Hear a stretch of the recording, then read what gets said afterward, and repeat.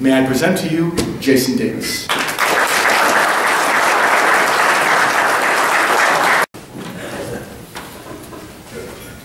Good Sunday morning, everybody. That's the way we usually open up the radio shows.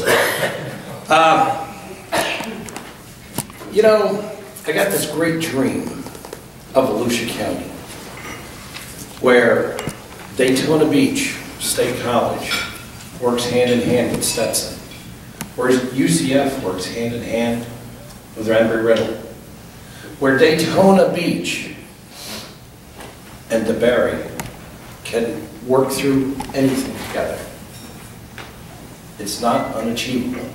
We can do this. Where the Daytona Beach Chamber of Commerce can go over to the west side and say, hey, we've got an idea, we've got a project, let's team up and let's unite and become one. Because folks, I know it's an old cliche from the Revolutionary War, united we stand, but divided we will fall. That is a fact.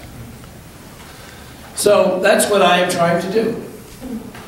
I'm trying to bring my vision of Volusia County, our chambers, our colleges, even the high schools together, everybody to work together, unified. Let's shake hands, let's be friends, let's be brothers and sisters. We all have a common goal, and the common goal is for Volusia County to succeed, and we can do this together. So, that's my soapbox speech. What have we done so far? Well, I usually, and I've gotten into this old habit, and I had to take this from Mayor Ed Koch's playbook. I walk up to people and I go, hi, how you doing? I'm usually wearing my little thing, or maybe my name tag, or I know it's hard to believe, but people actually recognize me when I walk down the street. I don't understand why. But they do, and they'll come up, oh, Mr. Davis, how are you? And I say, great, how am I doing? And we already have some benchmarks to measure this by. How am I doing? We just renegotiated the bond issues with the tax. We saved you guys $4 million. That was on day one. We're already hitting the ground running. We're readdressing some of the old policies that were out there where we were just giving money away willy-nilly. We're addressing these issues. They're coming before the council in the future, and we're going to sit down and talk about it and figure out what we want to do. What is in the best interest of the taxpayers of Volusia County? Do we need to buy more land? Well, of course, everyone knows I'm not on board with that. Do we need to impose another CRA? We can go down the laundry list of what I am not really on board of. But I'm not so closed-minded where we can't have a conversation. Somebody came up to me and offered me a proposal. I said, you know what, that is really worth discussing in our workshop that we're going to have in the future. So my mind is not closed. I'm not so rigid that I cannot discuss a matter with anybody except for a council member out of chambers. I won't talk to them. And I love them dearly. By the way, your television, is it fixed yet? It's good. It's good? Okay. There's a big issue with Bright House. I had to talk to somebody. I used to do that for a living. So really simply, folks, we're moving forward. We're getting things accomplished. We're starting to save you money. We're starting to change some policies where everybody has a voice.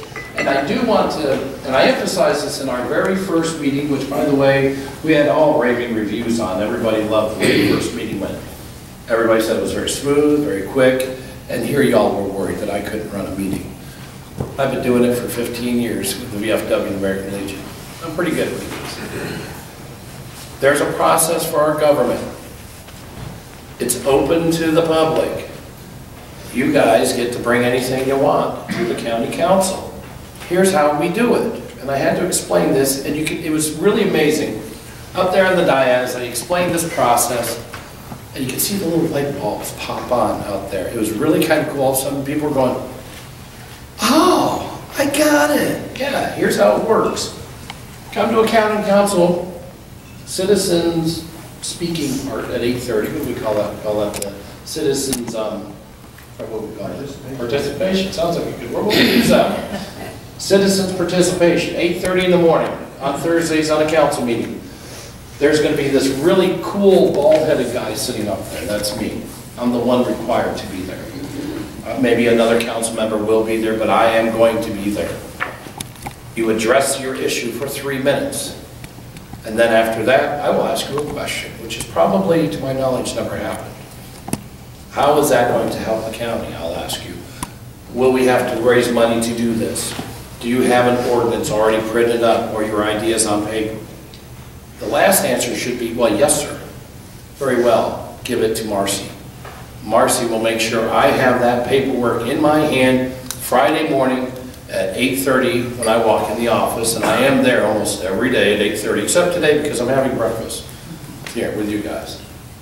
I will read this, we will go over it, I'll check it with the legal people, make sure it's all legal, that we're not going to violate any kind of law that I don't know about. Believe me, there's a lot. Then after that, I'm going to call you. We're going to have a little sit down. If you have somebody we have an issue that's coming up right now that I've gotten a lot of emails on. We have pros and cons. I want to talk to both people because that's how we figure out what is in the best interest of our citizens. Then once that is done, I'll take it back to Mr. Deneen and say, I think this would be a great issue to put on the agenda for whatever day we can do it. And it's on the agenda. You'll be notified because you're the writer of this legislation. You come in there, you can speak for it. If somebody wants to speak against it, we have to give them that time. And then we, as a county council, get to say, hey, this is a great idea.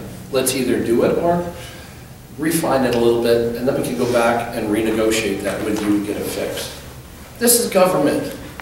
This is what a democracy does. The government, it's really crazy, these words. A government of the people, by the people, and for the people. Abraham Lincoln could never have said it better. So that's our process for government. And I encourage every citizen to get involved. And we've had a lot of involvement this past year, I'll tell you. Matter of fact, I used to have a little bitty file folder about that thick full of emails. I have 4 file cabinets full now. Because that is the amount of emails that I get from people who are expressing an opinion either for or against. You know, that's really where we've been going. Saving you money. I've been up there reading, doing. Everybody was so worried that the power curve would be like this for me. Actually, I figured it out.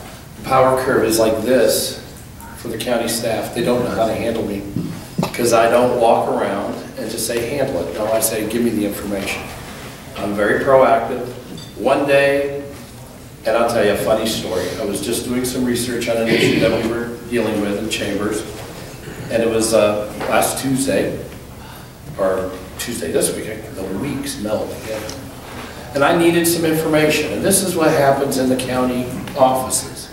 I say, and I look up the information and say, okay, this person has this information for me. It just so happened to be over in code enforcement. So I said, where's code enforcement? And my secretary says, oh, it's on this floor over there in that office, second floor. I said, cool. So I get on the elevator, I can get you the information. No, I need to walk. And I walk all over.